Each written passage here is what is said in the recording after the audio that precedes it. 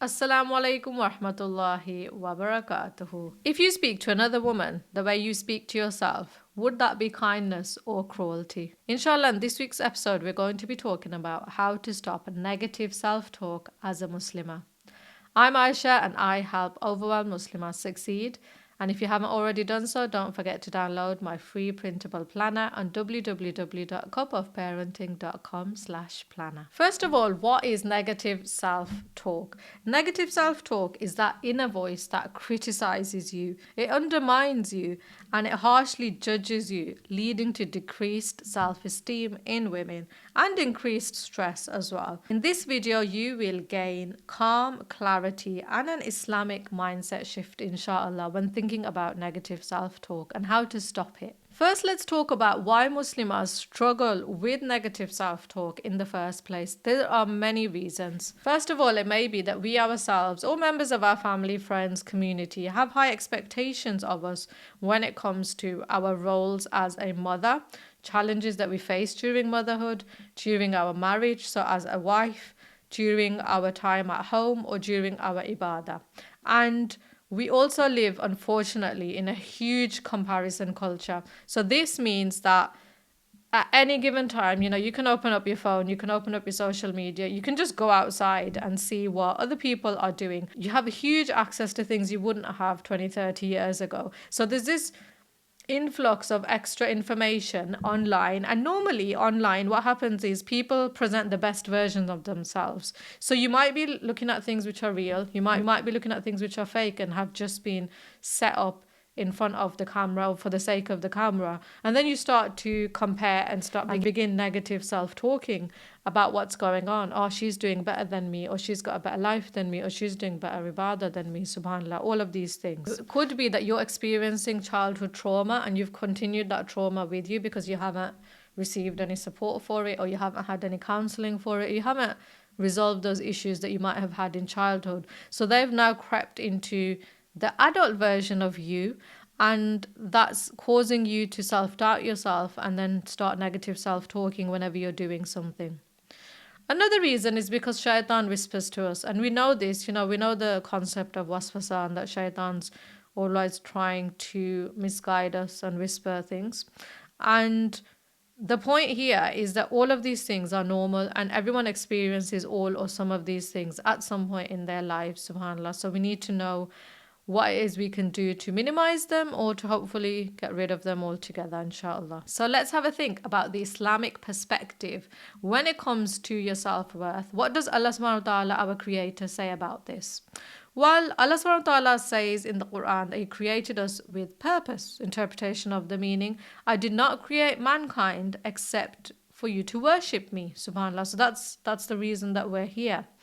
And Allah subhanahu wa ta'ala also says that He has honored us as human beings. You are honored. Allah subhanahu wa ta'ala says, interpretation of the meaning, chapter 17, ayah 70, that we have certainly honored the children of Adam, subhanAllah. And we need to remember that Allah subhanahu wa ta'ala judges our effort, not the perfection in us. Obviously, we should strive to try and be the best version of ourselves, but it doesn't mean that anyone's going to be perfect all the time. Okay, so Allah subhanahu wa ta'ala is looking at how much effort we're putting in and what our intentions are all the time.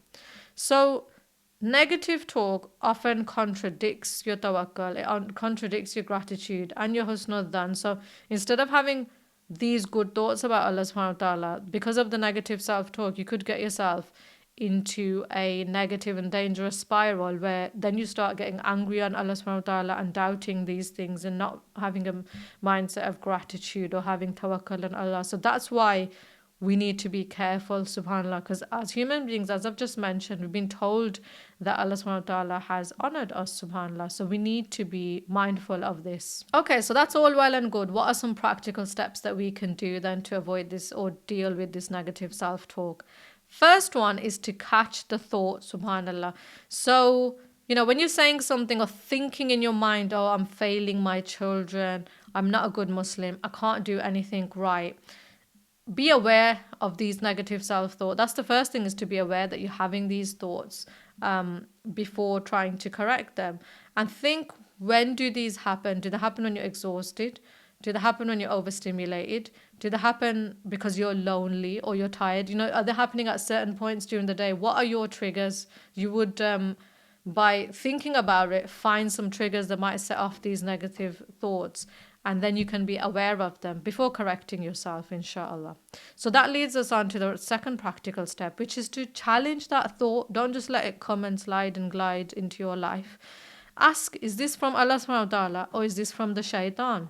And replace the self-criticism with some truth. Say, Allah subhanahu wa ta'ala knows I'm trying, say to yourself. And every struggle is worship and ibadah. And mistakes don't define me as a person. So start thinking of this neutral thinking.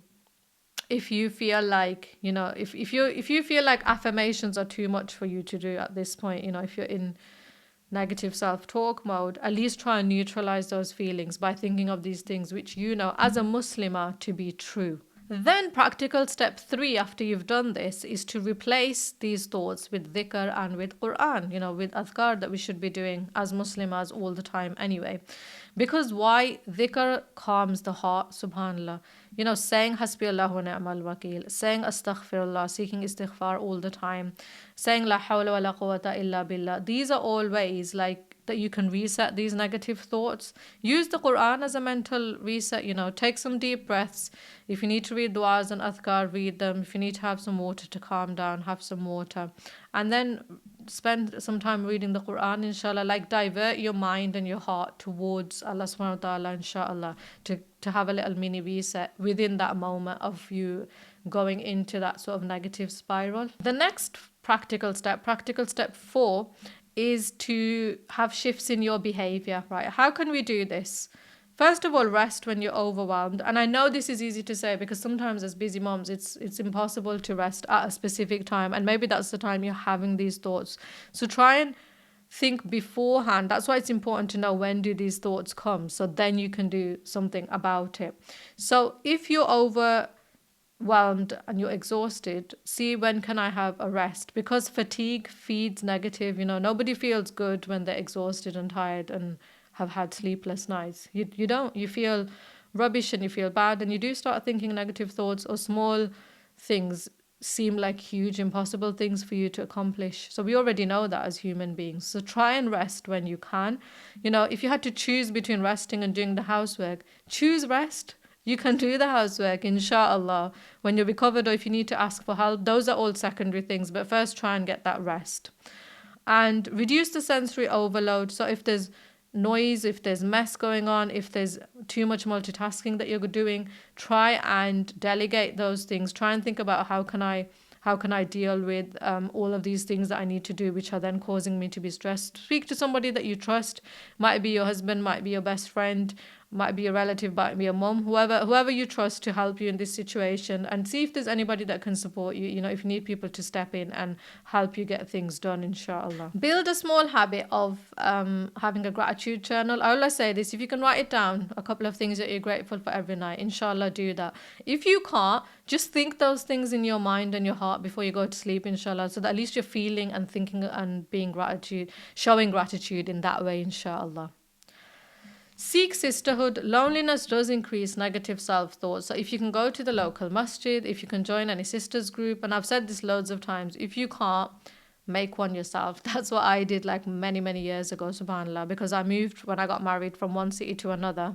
And there wasn't even that many people who came to the masjid, never mind there being a group of sisters. So then I just created a once a week informal one. So, do whatever you can, whatever's in your ability to do so, inshallah. But try and have a little community, even if that community consists of a couple of people, you and 2 others, it's still a little nice Muslimah group, so that you can support each other, inshallah. So as a final reminder, inshallah, speak to yourself the way a Muslimah who loves Allah should, subhanallah, gently, with hope and with tawakkul always.